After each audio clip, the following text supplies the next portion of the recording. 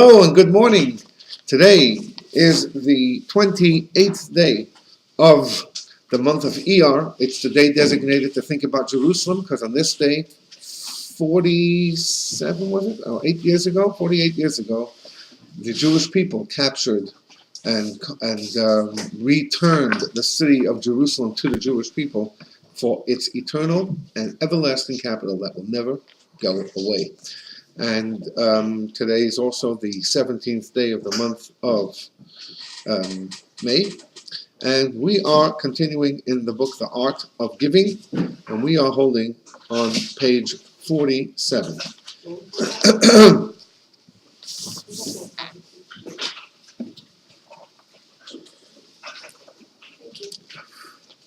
We have completed the first introduction, the first point, the first concept, which took us a long time to get through.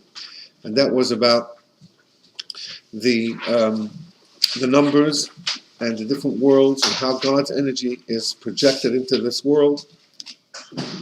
And the second introduction is about the idea of tzedakah. We began last week. We're going to read it quickly this week. We're not going to spend the time that we spent last week on it, just to put us all back into the mood. So we're going to look at the second paragraph on page 46, where it says, concerning the giving. Concerning the giving of charity for its own sake, which means lishma. Lishma is the Hebrew term for its name, in other words, for itself. Giving charity not for any reason other than the fact that it's a commandment, it's a mitzvah to give charity. And a lot of us do that. We'll give charity where we think it's needed, not because we're going to be for a plaque on the wall or for some kind of recognition, simply because it's a mitzvah to give tzedakah. So regarding that concept of giving tzedakah for the purpose of giving tzedakah, the Zohar, and we spoke last week a lot about the Zohar, in the portion of Bechukotai, page 113b, Bechukotai was yesterday's Torah portion, he explains there, tzedakah awakens tzedek. Tzedakah, the word tzedakah, which we know means charity, is translated as charity, it actually awakens tzedek, which is the same word, same letters in that word. Tzedek means righteousness or justice, causing them to bond together as one. For only through tzedakah can tzedek be complete. Only through giving of tzedakah can this justice or righteousness be complete. That's what the Zohar says. The Zohar throws out lines, and for the last 2,000 years, it's up to the people to explain what those lines mean. Just like the Torah, when you read the Torah, it says lines over there. Just a lot of it is just filled with words. But then you look at the commentaries and you begin to explore and to dig and to swim down deep into the depths of what's really being said over here. The Zohar has the same tendency. So what does that mean? When a person gives tzedakah, you get tzedek or justice or righteousness or that idea of like, what does one have to do with the other? So to explain, the verse states, and this is a verse that's in Ashrei. Ashrei is Psalm 145. Some of us got to that yesterday. Towards the end, we had a Tehillim recitation, as we do every Shabbos before the new month, and yesterday was that. And in the weekly What's Happening in Peachtree City email, I say that there's no class this week. We will be reciting the Psalms instead and beginning the services at 9:45, not at 9:30. And we say the entire book of Psalms. Well, we try to. It's a long book, and it's not easy to say. And the idea is not to study it. The idea is just simply to get it through. And eventually, I did get to 145. I must confess that before the prayers, I only got to about 119, 120. But after everything was quiet and over, and a few hours later, I sat over here and completed the book, and 145 was also included. But not to worry, because 145 was part of the services, as it is every single day. It's in the Ashrei part of the service. And we sing Ashrei here. And one of the verse, and the Ashrei works in the alphabet, in the Hebrew alphabet. So the word Ashrei is Aleph.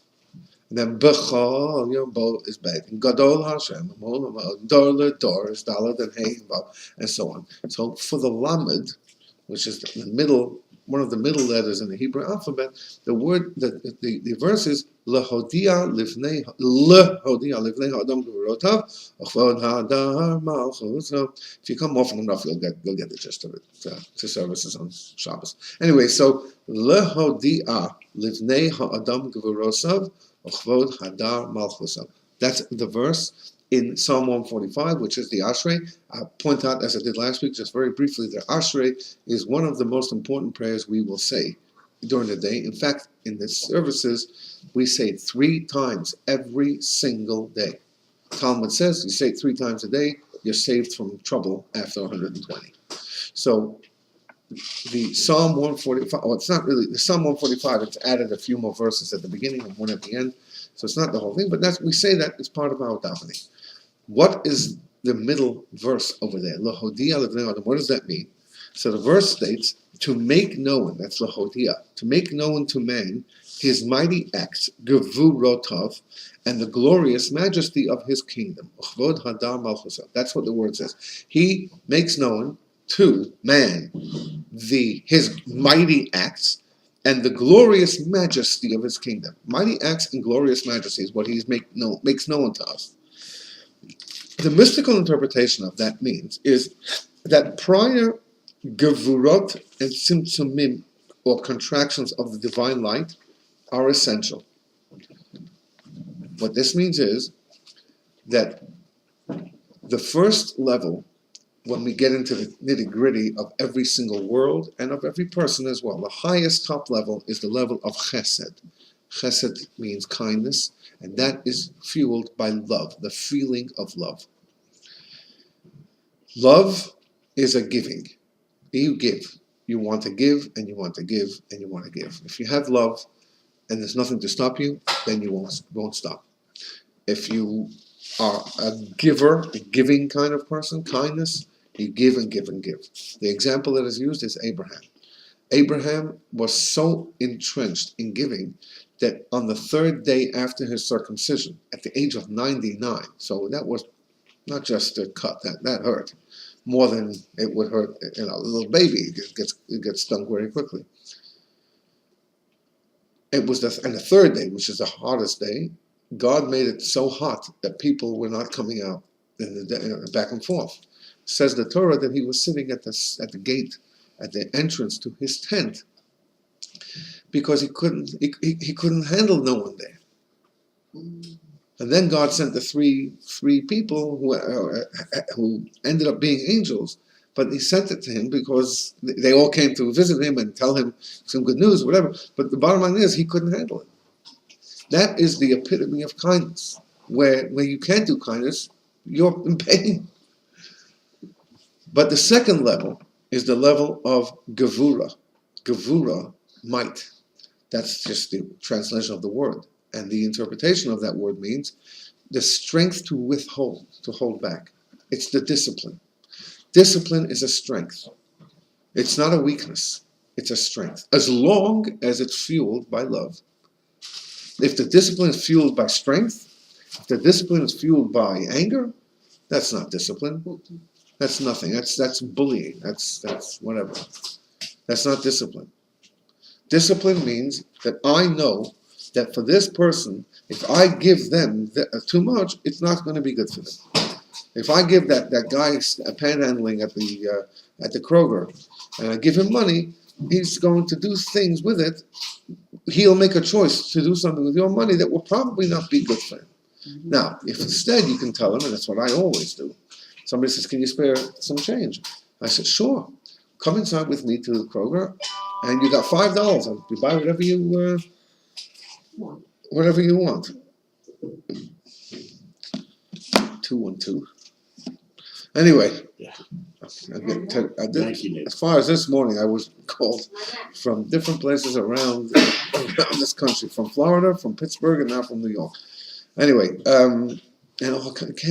it's a Sunday morning.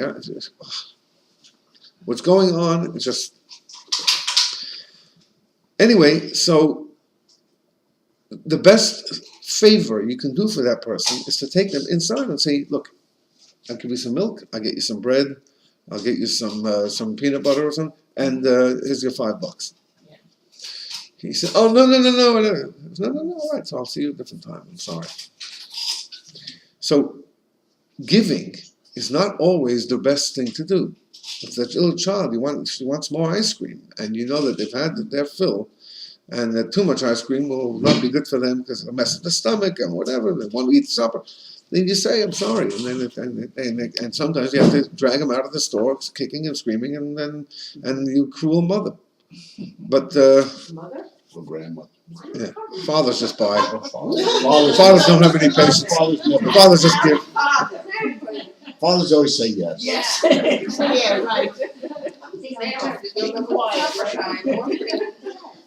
time. So there has to be what we call a tzimtzum. A tzimtzum means a contraction, to remove some of that light. You can't keep on giving light. There has to be some discipline. It has to be given in a disciplined way. If you want to use a light as a laser beam, you have to contract it in order to make it sharper. If it's wider, you won't get the effect that you're looking for the laser. So the second level is discipline. When the Bible uses the term gevura, strength, it is referring to that type of discipline. What discipline did God need to do? In order for us to have this world the way it is, there has to be contraction of God's energy to get down to here. Because if there's too much energy, the vessel isn't strong enough to receive it. So if you turn on a strong hose and you try to put a cup of water over there, I'm sorry, but your cup is going to go flying, or you're going to go flying. The water is going to not be able to be received because your vessel isn't good enough. If you have a big bucket and you put the hose in it, all right, then you can fill up the bucket easily, quickly, nicely. But here, you can't do it. Everything has to be measured according to the vessel that you want to receive it.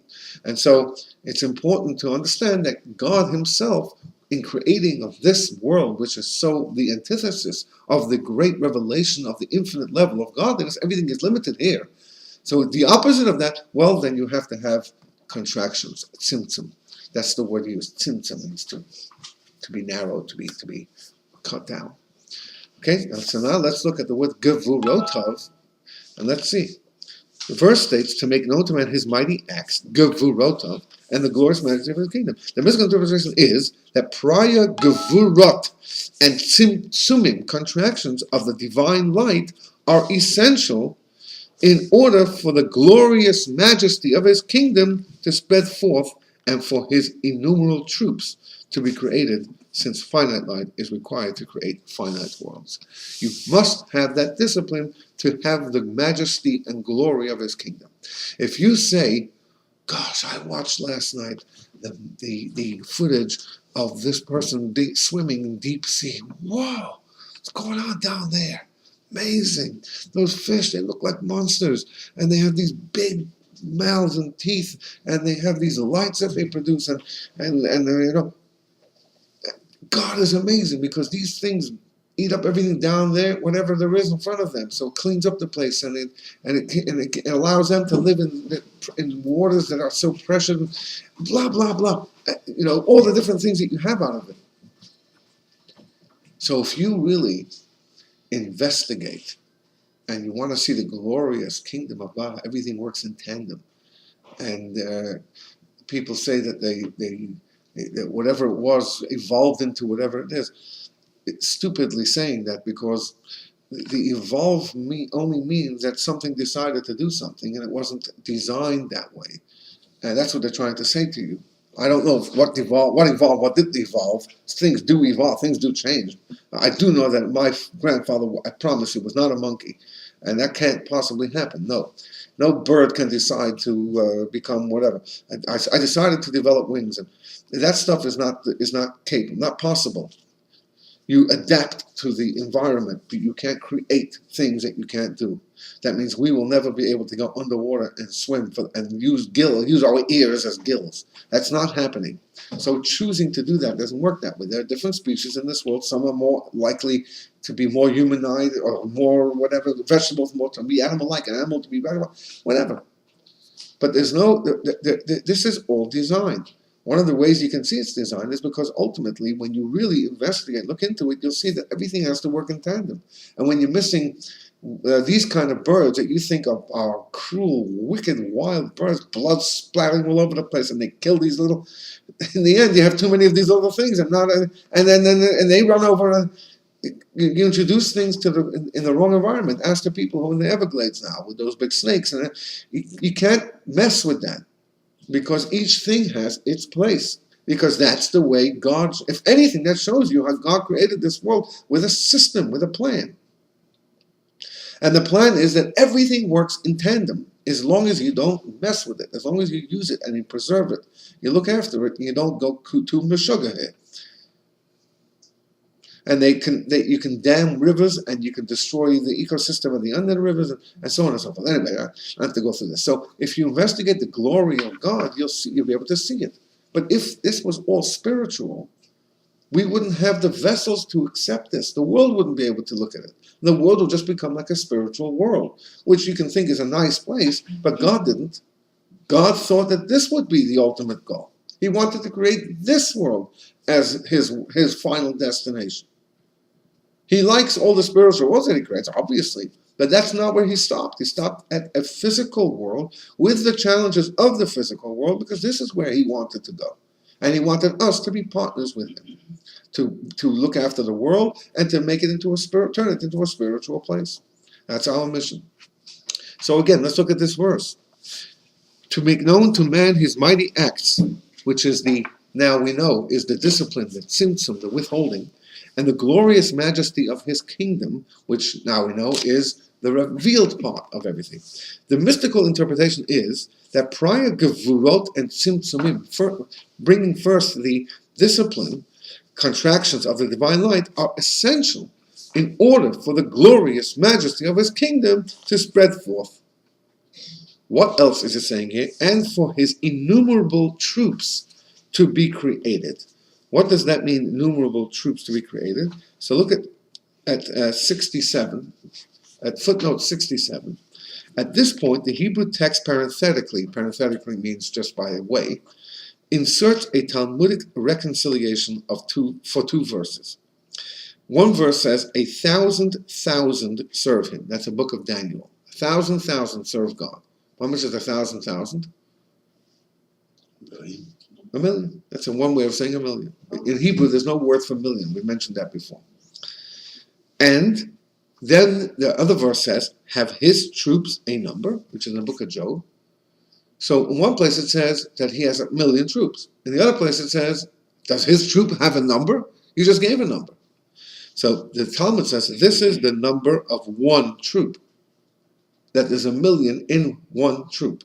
But all his troops cannot be numbered. It's infinite. With this quote, the discourse emphasizes the absolute necessity for the gevurot and tzimtzumim, for these contractions, in order for the glorious majesty of his kingdom to spread forth. So you can have hundreds of millions or infinite numbers of groups of troops. But at some point you have to have a number. The troops do have a number. The amount of troops we don't know. I'm sorry, the amount of groups we don't know, but the amount of troops, it says is 1,000,000. So that is a number. It doesn't say there's infinite amount of troops in infinite amount of numbers. So what the verses are saying is that together with the infinite, there is a point where it becomes finite, and that is within the troop itself.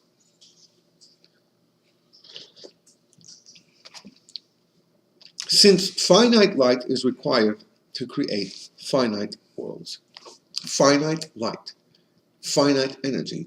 I'm now reading the end of the paragraph.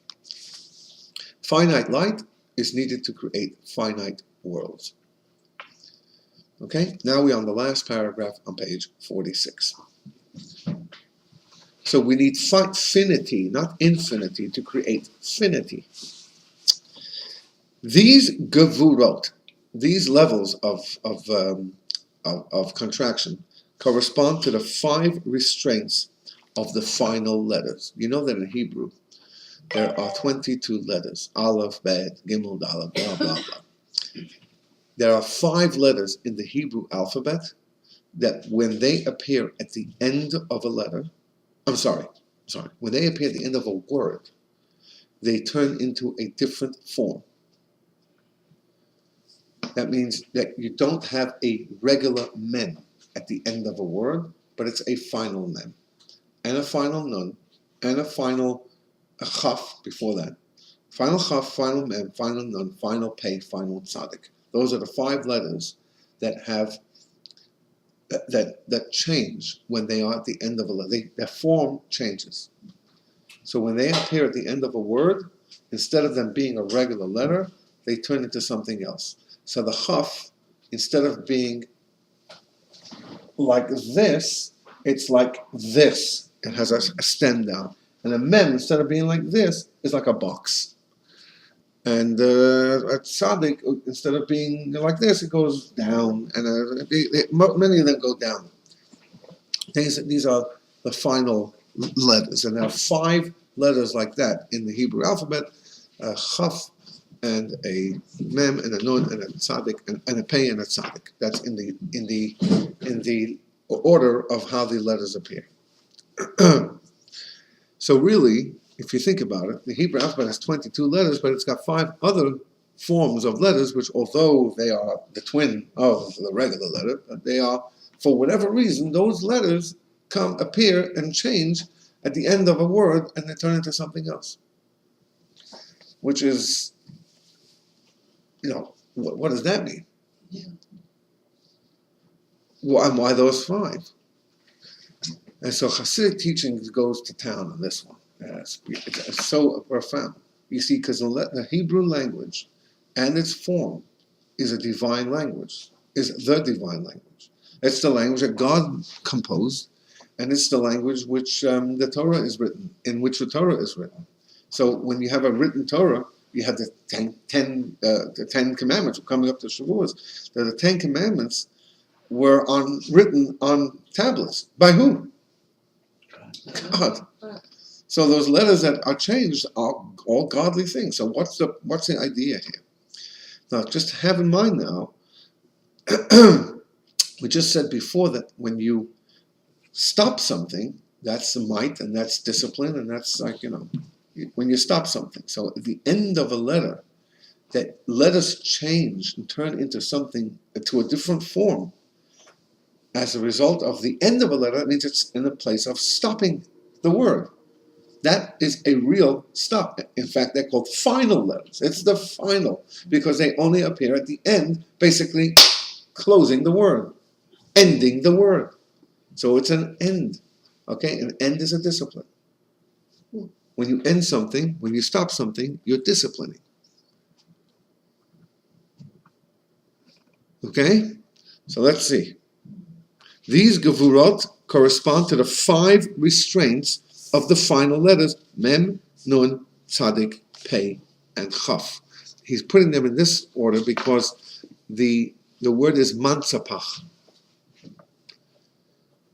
In fact, in modern day Hebrew, the word for marzipan is mansapach. I was going to say, it sounds like marzipan to me. Wow. If you're into marzipan, anyway, that used to be a big deal. Marzipan, it's not that much anymore. Yeah. There's a certain Marshmallows. flavor. Almond. Yes, of course. I love it. Which separate the breath into the 5 organs of verbal articulation, as explained in the Siddur with Hasidic commentaries on the verse Adonai Savatai Tiftach. All right, we're going to look at the footnotes now to have some much more better understanding here. Let's go to footnote 69 on page 46. Each of the 22 consonants of the Hebrew alphabet signifies a unique channel of energy that may be combined in almost limitless variations to create words. That means every letter you can throw in there, and you can change around the order, and you can have a different word. So let's say you have Av, which means father. So it's the Aleph, and Bet means father. Take the Bet and put it before the Aleph, it says Ba. Ba means come. So now you have the letters in a different way. Now you have a different word. And that's how Hebrew letters work. That's how, I guess, every language is like that. Mix up the letters and you have a different word. Or you have a jumble and you have to figure it out. It's a game. Okay? So the almost limitless variation to create words. Each word is both the name as well as the very essence of the life force to which this combination of letters refer. Now, that's a little mystical, so let's move on to the next sentence here. In general, the letters are likened to vessels because of their restraining and limiting function. A vessel is what limits you. So this vessel is a big vessel, but it's limited only to the size of the vessel. And if I wanted to put more water than this vessel fills, well, it's just going to spill out. It won't be able to be contained. So a letter is the same thing. It's like a vessel because it has within it energy.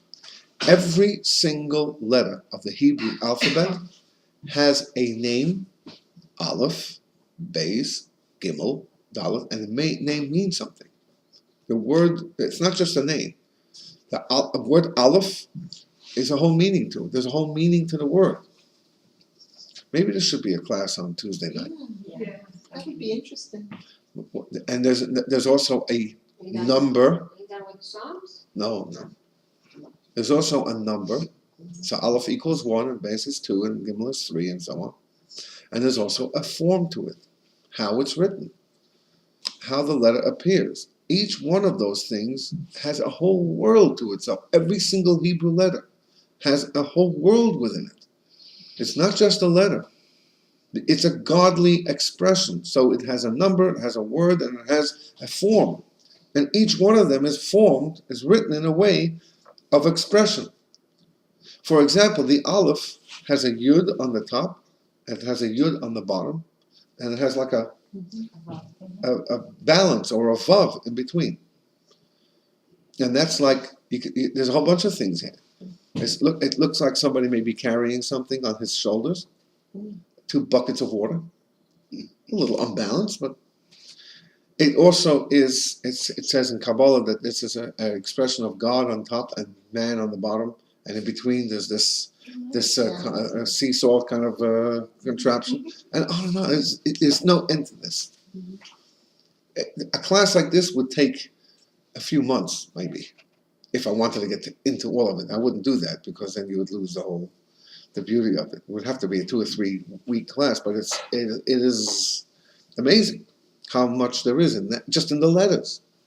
It's not something that people made. It's something that God made. And if God made it, then there's everything in it.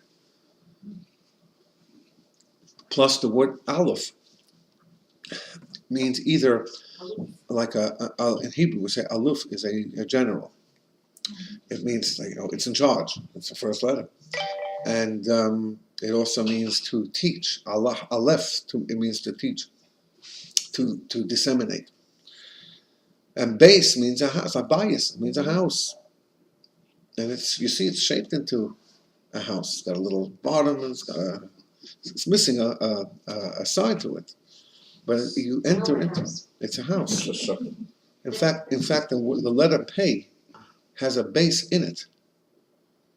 For whatever reason, you can get lost over here very quickly. But I'm just saying, and there's a lot to it. And then, not only that, there's a 4th dimension to this, and that is when you say Aleph, you are saying Aleph. There's 3 letters there. Those 3 Aleph, those 3 letters also mean something within the letter. So you have the name, the meaning of it, the way you write it. Then you have the form of it. Then you have the number of it. There's all kinds of things to the letters. So the Hebrew letters are not just letters that somebody invented. Letters basically are squiggles. To us, they look like letters, and everything. All other languages look like squiggles. You try and read a North Korean, the Korean or the Chinese and Japanese. They're pictures and paintings. We have no concept of how they even, and some of them go up and down this way. So to us, they look like squiggles, not Arabic. It just looks like a bunch of squiggles. But what do you mean? Alphabet looks like letters, and alphabet in Hebrew and English, those are real letters, right? To us. Really, they're just a bunch of squiggles. The way we look at other languages is the way they look at our language, except they need our language to open up a computer and whatever. So the world has to be familiar with ABC if they want to use a computer or a phone or something like that. But in Hebrew, it's not a bunch of squiggles. Every line is relevant in the letter, in the meaning of the letter, which is why the Kabbalah says that the Hebrew letters are vessels. Why? Why are they vessels? What are they carrying in the vessels? What energy is here? What's the energy? When you say Adam, meaning man, it's a term for man, it's also a term for mankind, then those three letters that spell the word Adam carry within them all kinds of messages. First of all, how much do these three letters equal? So these three letters equal 45. What's 45? You get into the whatever it is. Then you have the picture of it. Then you have the meaning of it. Adam, what does Adam mean? Dam means blood. Why does Dam mean blood? Because the word Dam means this, and that it turns into blood, I mean, whatever it is. And the Aleph in the front is like the God in front. So mankind has an Aleph, has a godliness ahead of the Dam, ahead of the blood. Not just blood, but it's a God mixed. Also, Adam means Adama, which means earth, and man came from earth. Adama also means, or Dome also means similar. And God says, I created a human being in the image of God, similar to God. By the time you finish, just with one word. One Hebrew word. What does man mean? I don't know. Some people decided to use it man. If you go back in Latin, I mean, you might find something that resembled the person. I don't know. It doesn't mean anything. What does mean?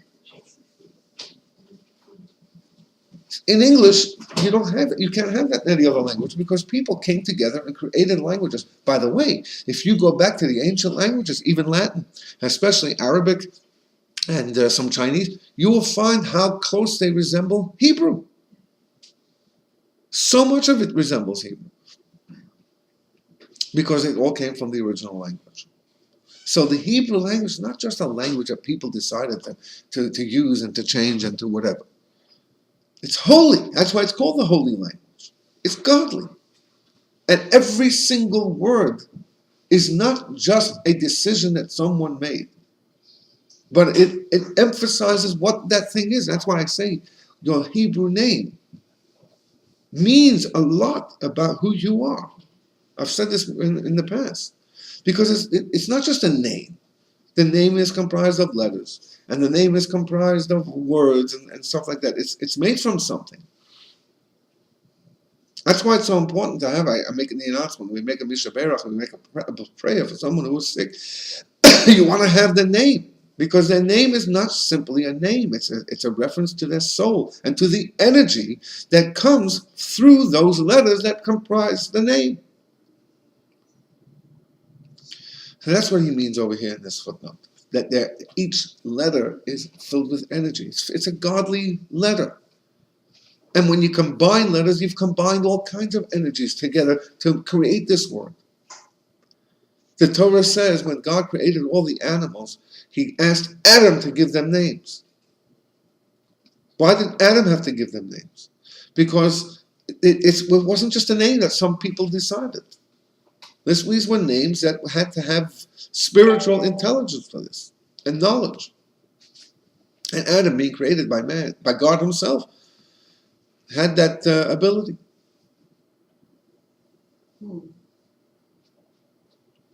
So when God created the world, he said, "Let there be light," and he used the word "or," and then the letters of "or," Aleph, Vav, and Resh, the energy of the three combined, create light. Right? Non-stop. That means those letters, the utterances, those are the words that are used, that with which God created the world. And by the way, I'm preparing that for my Rosh Hashanah sermon as well. Last week, I began to let you into a little bit of where my mind is going. Why do we need another year? So in order to understand why you need another year, you have to understand what the years are here for. So for that, we go back to God creating the world, which is what Rosh Hashanah represents. So the Mishnah in Pirkei Avot says that God created the world with 10 utterances. You find in the story of creation, and God said, let this. God said this should happen. God said. You find that 9 times. And the first word, Bereshis, in the beginning, is also a utterance. It's a reference to, in the beginning, God created heaven and earth. In other words, this was part of his utterance. So a total of 10. What does that mean? God had to say. God is saying things. What it means is that it means a whole bunch of things. I cannot get into that. That's really getting off topic. But the gist of it is that letters carry within it energy. And God used that energy, that form of energy, verbal type of energy, which again I can't get into now, but verbal type of energy with which to create the world and everything therein. And so that energy doesn't stop. It's not a one-time thing. When we create something, we went into this 2 books ago. When we create something, we don't really create. We take pre-existing material and we reassemble it. So this table is assembled by pieces of wood and some metal and some screws and some whatever, and you have a table. When God created, it was a creation. That means it wasn't here before. And a new thing was introduced into the world. Like the famous joke of the scientists who have become so smart, so full of themselves, they turn to God and they say, all right, God, until now you may have had a role to play, but now we don't need you anymore. We're self-sufficient. And God said, well, why don't you go and prove it? So one day there was this big gathering of all people. The scientists sit in one corner, God's in the other corner. We're going to prove once and for all. God says, all right, again, the rule of the game is just one thing. You go first because there's more of you than me. Go ahead, show what you need to do. So the scientists reached down to a clump of earth, and God said, excuse me, I created that. You want to create something? Go ahead. We don't create. We can't create. We take pre-existing material and we change it, and we alter it, and we work with it, we reassemble it, but we don't create it. And God creates. When you create something, it's not reassembled. So when we reassemble something, we take a bunch of colors and we turn it into a painting. You don't have to stand there and continue to paint. It remains like this until an element can come and destroy it. But it will remain supposedly forever. But when you create something from new, what's to make it not go back to where it was before, which was nothing? What keeps something going? So God says, I do. It wasn't a one-time thing. It is a constant creation. We say this through the prayers as well. We refer to this. That the creation continues every minute. So we are being recreated from wait a minute, but how come I look so, what are all these lines on my forehead? What about the wrinkles? If I'm being created from new, so obviously it's the energy that's being coming into this world. We're not created anew. Our spiritual energies are. And in fact, you can see it. When you go to sleep, you wake up with a different energy. You can be in a bad mood one night, and you wake up in the morning, and you're not in a good mood. You can be in a tired mood. You are tired, and you fall asleep, you wake up, and you're not tired. You're a different person. And sometimes you can go away on vacation, come back a renewed person with renewed energies, with vigor, and so on. Why is that? Because you stopped, went back to basics, back to the beginning, or you at least went back to a place where you made a reset. How do you do that in the computer? You make if your computer crashes or whatever it is, you go back to where it was before, and then you start reboot. Well, reboot is every day, but it is a reboot. So that's the energy that comes from God, and it constantly comes. It is a constant creation, not a one-time thing. A constant involvement. Why? Because creation is only in the hands of God, and God, when He created something, He wanted to make sure that it doesn't go back and revert to where it was before, which was nothingness. Unlike humans who don't really create, we reassemble and redistribute. All right, so let's now look back into. Let's start again from the beginning of 69. Each of the 22 consonants of the Hebrew alphabet signifies a unique channel of energy that may be combined in almost limitless variations to create words. Each word is both the name of the word, as well as the very essence of the life force to which this combination of letters refer. Now you understand that because each letter has this energy. In general, the letters are likened to vessels because of their restraining and limiting function.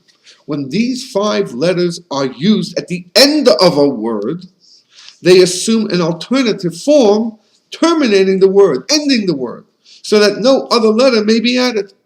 That's the end. The chaf changes from that little round thing to chaf, that long one. The mem, which looks like a closed up box, becomes a square box. The nun, which looks like a little something, becomes his legs begin to grow. Becomes Pac-Man. Okay, Pac-Man. A pei becomes a big thing with a big nose, and the tzaddik becomes a tzaddik, long like a tree.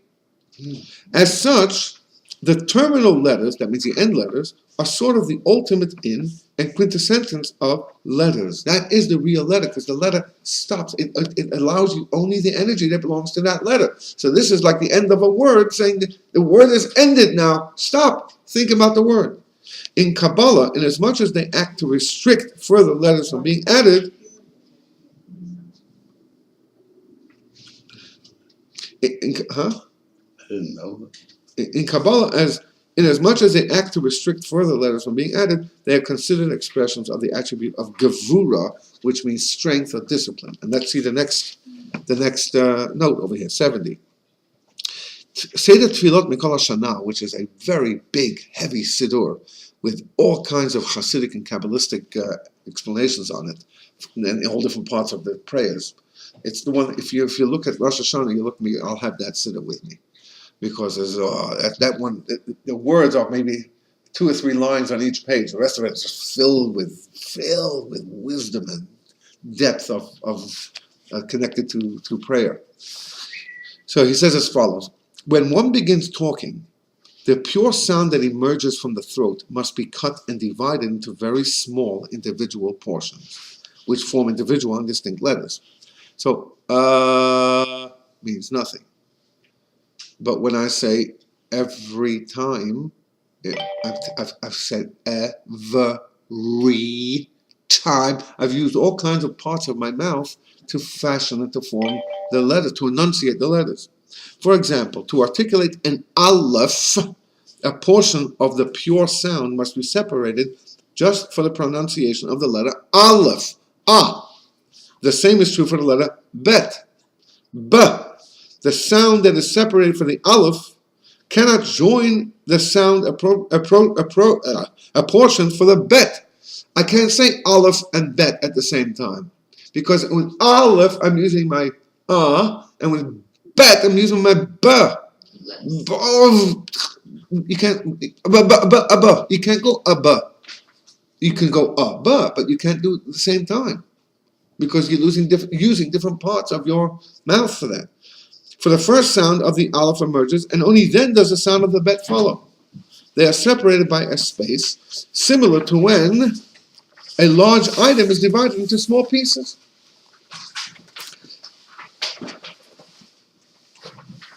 The pure sound itself, as it initially emerges from within the person, the pure sound is not restricted and cannot in any way be divided into letters with distinct sounds.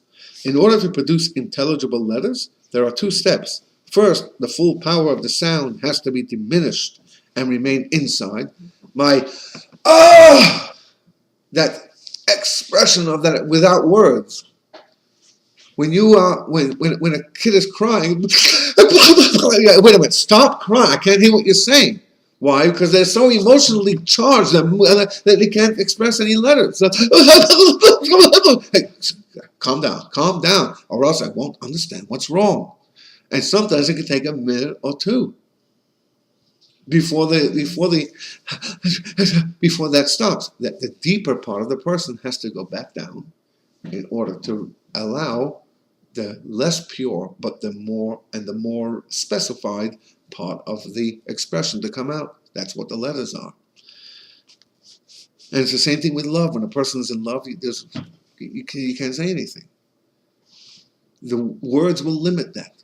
That's why many of the Hasidic tunes either are originally or come at least with a piece of ayayays. Because words limit the expression. This tune is the expression, is an expression. The tune says something. Every tune says something. Some tunes are called stupid tunes because they're just they're not building a story. They're just wildness. They're going nowhere. There's no expression there. There's no heart. There's no depth. No soul. Hasidic tunes are very, very filled with soul. Extremely filled with soul. That should also be a class on song and soul of a song, of a tune. But when you put it to words, the tune means the words. Mm-hmm. So sometimes you have just ayayays, and we have hundreds of those in Hasidic tunes. Mm-hmm. Also, some tunes come along with words and an ayayay piece to it. So you can just express yourself without having to worry about the words. Let the words come out from the depth of your heart. Now that may sound, what I just said now may sound so meshuggah and so like different, but if you're very, very musical and you really appreciate music, not just for the noise level, but for what the music really means and how it expresses, it can make you cry. Mm-hmm. Not just the words, but sometimes the tune and the way the person sings the tune.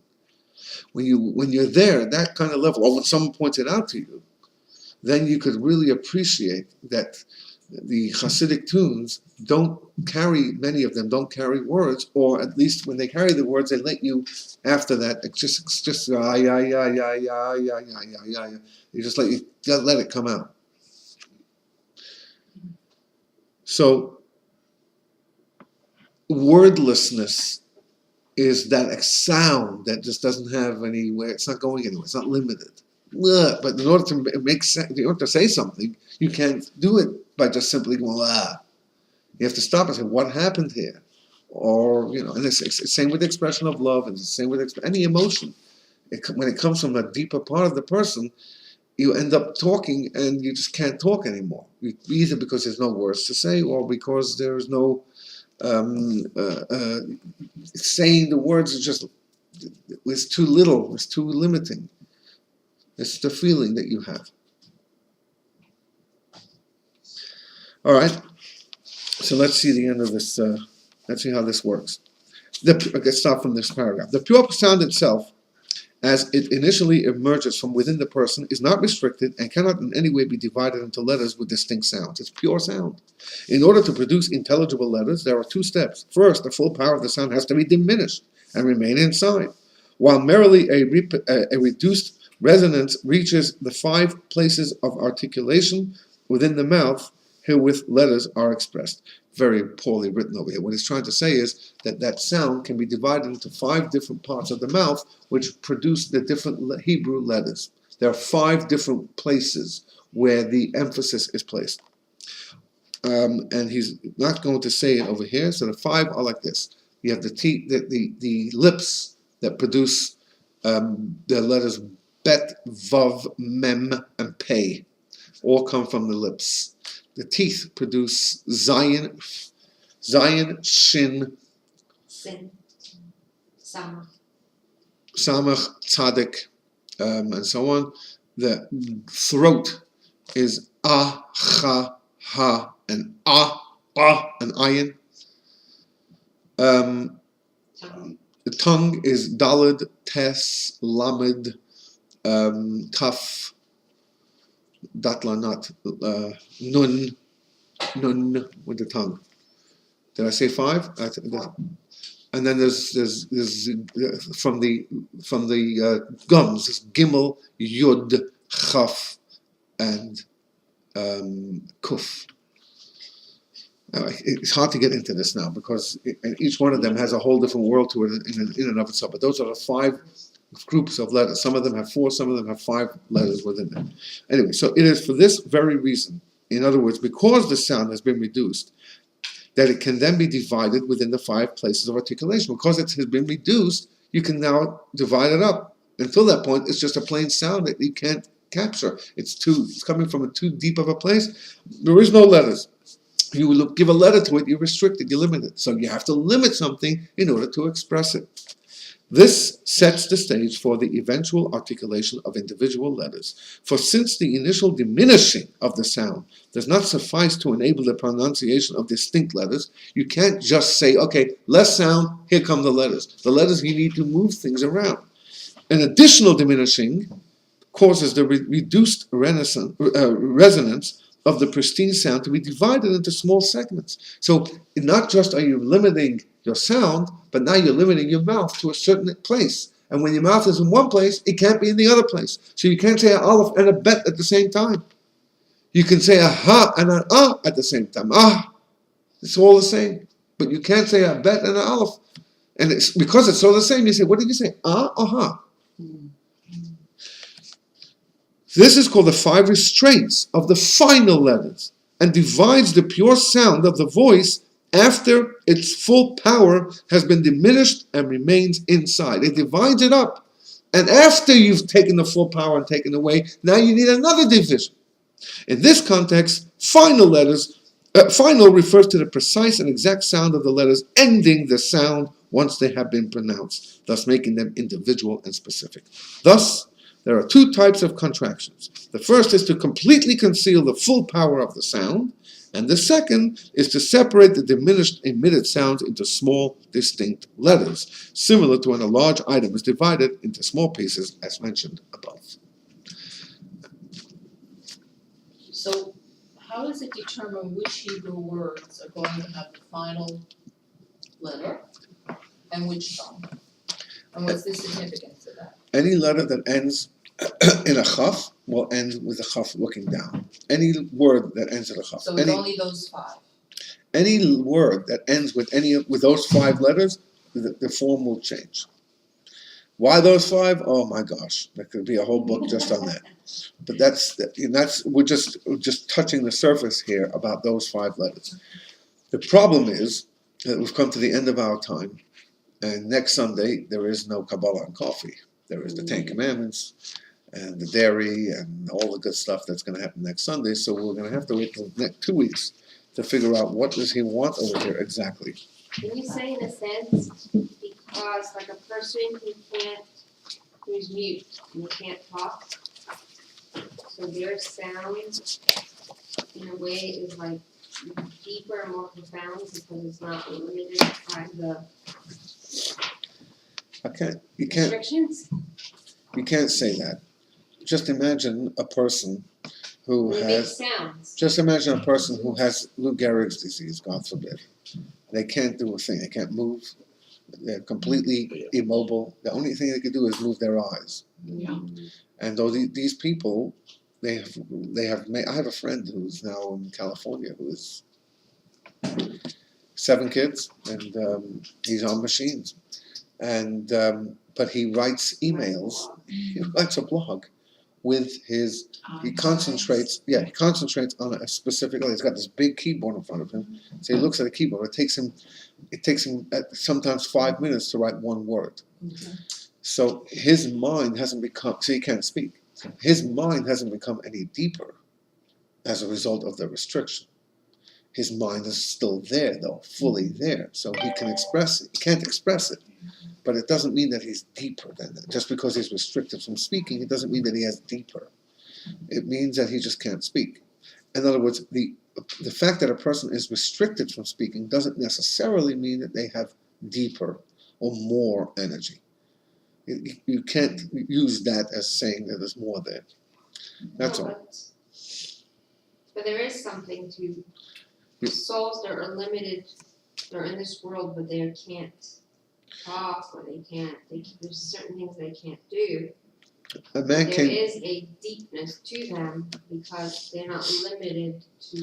A man came to the Rebbe in 1991, and he brought his son with him. And he said, "This is my son. He's a cantor Malavani. This is my son." He says, "I have another son who is in London who has special needs." So the Rebbe said, "What's he doing in London?" And I said, "Because there they have a religious place for religious kids with special needs, and so they put on tzitzis and they do things at them." So the Rebbe said to him, like this: Maybe that's not. So there are certain souls that are introduced to this world, and they have to be in this world for whatever reason. At the same time, they must not be distracted by the general distractions of the world, because their souls are too special, meaning they're too holy. So they're introduced into this world, and they can't function as regular, normal people, because they are not regular, normal people. They are much deeper, special, holy, and thing. But you may never get to the bottom of them. One may never know what their purpose in coming into this world is. I have a friend who's a Chabad in Clearwater, in Tampa, Florida, and I came to speak there a couple of years ago. He is originally from England. I know him from way back, and we got to after my initial speech. So I came to his house. We got talking, and then he says, "Now let me show you what was the word he used? My gift from God." And he opened up the door, and he had an 11-year-old or maybe 9 or 10-year-old son in diapers, out cold. He said the kid gets up maybe for an hour a day in 24 hours, and he